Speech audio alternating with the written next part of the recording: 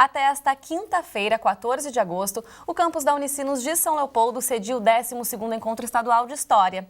Essa edição celebra os 35 anos de atividades da Associação Nacional de História, Seção Rio Grande do Sul. E é para falar mais sobre o debate promovido no encontro que recebemos aqui no estúdio a professora do curso de História da Unicinos, Marluza Arres, que é coordenadora do evento e presidente da AMPU-RS.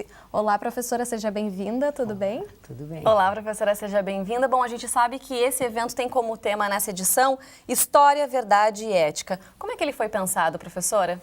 Olha, o programa de pós-graduação em História que propôs para a AMPU-RS esse tema, né, e a comissão organizadora então acatou.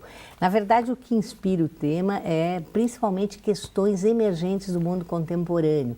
Há os 50 anos do golpe de Estado, né, que instalou a ditadura no país, né, um processo que ainda está aí e que a gente percebe isso justamente pela instalação da Comissão Nacional da Verdade, pela Presidência da República, né, e que não produziu ainda o seu relatório, mas que também se vale muito tanto das reflexões como da documentação, da pesquisa histórica, né.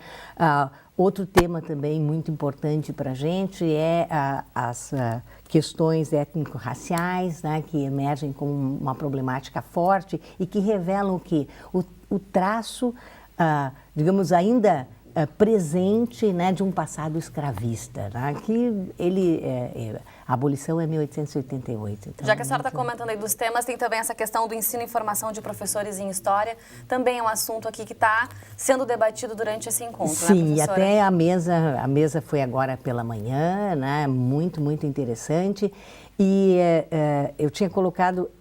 Existe uma crise, né?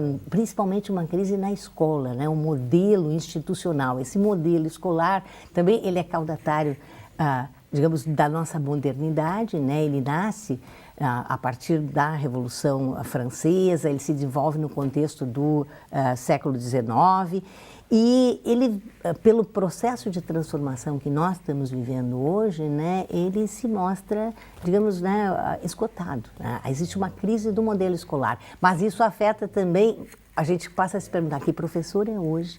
Né? Que professor demandamos hoje? Que professor de história precisamos? E nós colocamos até a necessidade de repensarmos qual a função desse professor de história, né, nesse novo contexto. Tá? Então, realmente, né, o tema nos toca, né, mexe, claro, as né, respostas também não vão sair agora desse encontro, mas é importante que isso momento tenha... de reflexão. Não, tu colocaste, exatamente, tu colocaste a questão certa. É um pouco, né, o tema ele é provocativo, que se pense, que se reflita, e nós, claro, convidamos especialistas, né, nas temáticas para falarem, né, porque isso mexe com a comunidade, põe a comunidade a se conscientizar, né, dessa situação e, de alguma forma, também se posicionar. Porque a gente também tem a ideia, assim, de que, às vezes, muitos falam sobre esses temas, né, mas a fala historiadora também é necessário, porque uma interpretação do passado está embutido nessas questões, né? Então, é necessário que também os historiadores se posicionem, né? Porque às vezes a gente menciona a história como aquela coisa do passado. Não, a história está aí, né, presente, atuando, e ter essa percepção, né, do enraizamento, da historicidade, né, dessas questões, colocar elas em sua historicidade é importante para a gente pensá-las hoje. Bom, são 4 dias de encontro, então, com minicursos, mesas redondas, simpósios temáticos, lançamento de livros e conferências, né? E o ponto forte, professora, é realmente o fato de reunir alunos da pós-graduação de diferentes eixos, né? Que estudam temáticas diferentes nesse encontro. Sim, nós temos, esse é o papel da AMPU, né? Da Associação dos Historiadores, né? Ela congrega todas as instituições e nós temos 35 anos e comemoramos os 35 anos muito assim, orgulhosos de a gente consegue isso. O encontro ocorre, o regional ocorre a cada 2 anos, né? Então tu tem, e não só da pós-graduação, e nós temos muitos alunos da graduação também participando, porque a gente tem uma sessão de pôsteres de iniciação científica, que aí são os alunos... Os alunos bolsistas que já estão inseridos aí na pesquisa também, né, professora? E já que a gente está falando aí um pouco desses desafios também do profissional da história, tem toda essa questão da gente viver nessa sociedade marcada aí com o avanço tecnológico, né, professora? Como é que o profissional está inserido nesse sentido aí que a gente está marcado por essa velocidade de informações, as inverdades? Como é que a gente pode entender esse assunto a partir de vocês? As inverdades é difícil, né? Porque a proliferação da informação, né? Isso desestabiliza todos. E a gente aí percebe justamente, talvez, eu não sei dimensionar se já está no senso comum, né? A questão de que não existe absoluto na verdade, né? Então, talvez esse processo de mudança da tecnologia e de relação com a comunicação e com a informação vai tornar isso cada vez mais, né, presente, né? E aí a necessidade que a gente tem, né, das verdades construídas consensualmente. Claro, porque tem toda a fragmentação das informações também. Isso. Que acaba Exatamente. acontecendo. E do ponto de vista, assim, eu acho que os historiadores, eles estão, principalmente na pesquisa, incorporando bastante e tendo um avanço significativo com as novas tecnologias. Na educação, eu não tenho tanta certeza. E por que eu vou te dizer que eu não tenho tanta certeza? O que a gente vive? A gente vive também o desenvolvimento de uma cultura imagética muito forte, muito presente na sociedade, né? Então, transformar isso, né, num elemento chave na educação, eu acho que ainda é um desafio para todos nós, né? Essa presença e cada vez mais familiaridade dos jovens, principalmente dos jovens, com as imagens.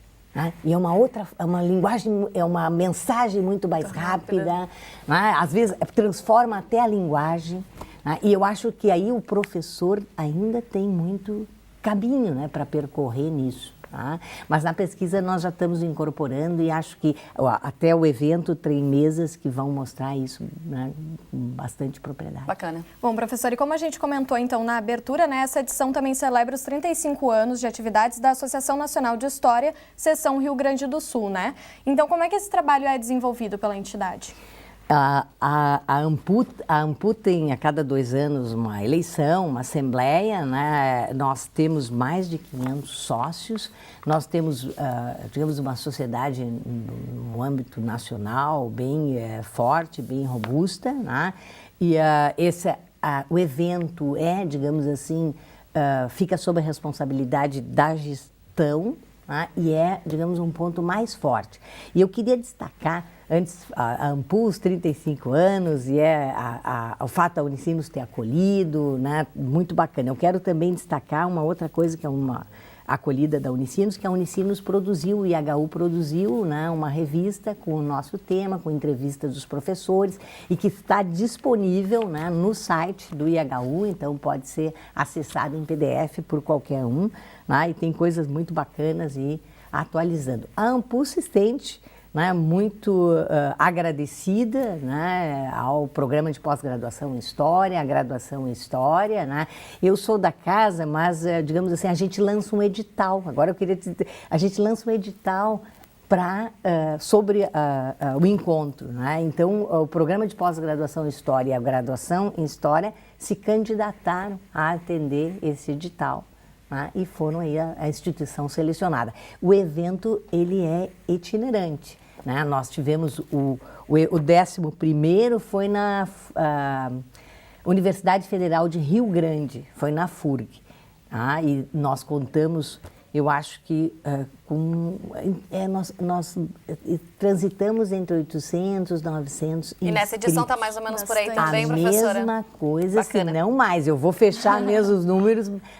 Na apresentação de trabalhos nos simpósios temáticos, como é que funcionam os simpósios temáticos? São os professores doutores de História dos programas de pós-graduação propõe os simpósios temáticos. E aí fica um tempo, uma comissão científica, né, acata, né, ou sugere alguma alteração, se for o caso, e os mestrandos e os doutorandos se inscrevem nos simpósios temáticos. Então, nós estamos com 26 simpósios temáticos, com professores de todas as pós-graduações do Rio Grande do Sul, da URGS, da PUC, da FURG, da Universidade Federal de Santa Maria e mais de 400 mestrandos e doutorandos apresentando trabalho e discutindo, debatendo esses trabalhos. Um momento com certeza muito rico, né, professora? Bom, a gente tem mais informações, para quem quiser, aliás, mais informações, a gente tem o site, né, Joyce? Exatamente, o site é eeh2014.ampu.br. rs.org.br. Isso mesmo. Bom, professora, o evento segue amanhã, então bom evento para vocês. Obrigada. Obrigada pela presença e até a próxima.